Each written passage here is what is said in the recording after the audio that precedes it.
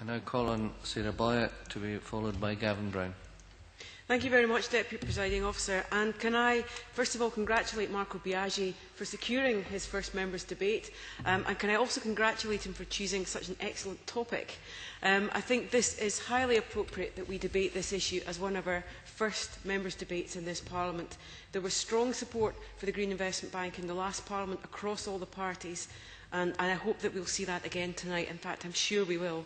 I also want to agree with Marco Biagi in the comments he made about the excellent work that's been done by Edinburgh Chamber of Commerce, because it's not enough to assert that Edinburgh would be an excellent place to have a Green Investment Bank located. The real detailed work and the business case has been absolutely crucial, and the fact that there is a serious competition between Edinburgh and London is because of that excellent work done by the Chamber of Commerce, and they have lobbied mercilessly and effectively over the last few months. I do think that it is important as an early debate that we all agree on this issue. We had a Labour amendment in the last Parliament which attracted cross-party support, and I think both here and in Westminster there is strong support for the Green Investment Bank to be in Edinburgh.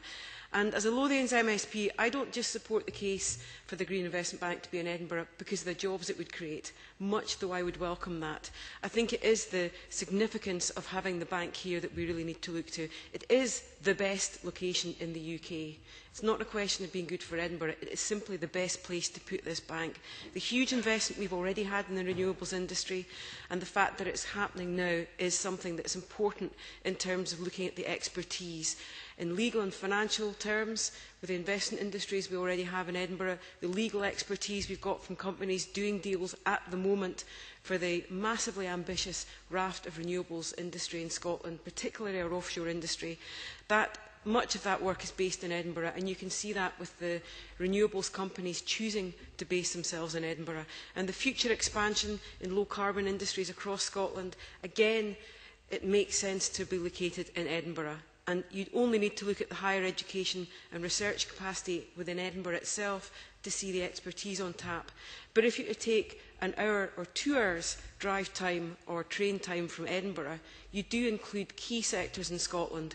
And I think the location with Glasgow, the links with Aberdeen, if you go up the east coast and you look at the renewables developments in Fife and Dundee, Aberdeen, whether it's renewables or low carbon, there are already industries working in those areas, and we would see the opportunities if the Green Investment Bank was located here.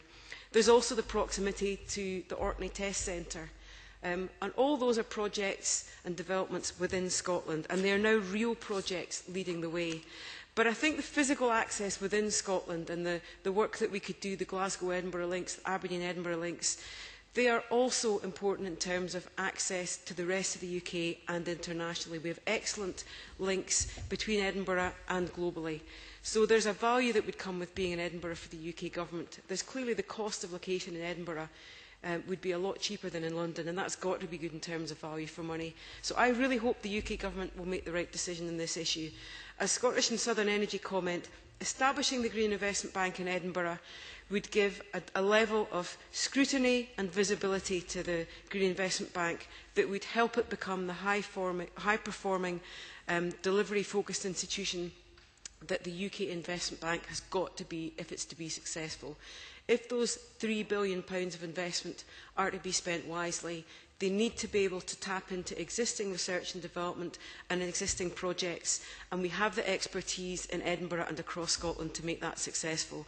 And if we are to come out of the recession in the UK successfully, the Green Investment Bank will be absolutely critical in building capacity on our existing industries. And that's why I think Edinburgh is the natural location, as Friends of the Earth suggest. I hope the UK Government will see the massive benefits. As Ron Hewitt has put it quite succinctly, the value for money, the expertise and the greater opportunities for clean energy and low carbon sector, they all make the case for Edinburgh. So I think we have an excellent business case in front of us. I think one of the benefits of being a part of the UK is that we can seriously bid for this bank to be in Scotland and potentially be successful. It would be part of a wider global UK economic push for renewables. Start closing now. So let's look for this £3 billion investment to maximise the current private investment in Scotland and to make the most of the Scottish Government's investment in ports and in infrastructure. We need this bank in Edinburgh, not just for Edinburgh's sake, but for the wider Scottish and UK economies. Thank you very much.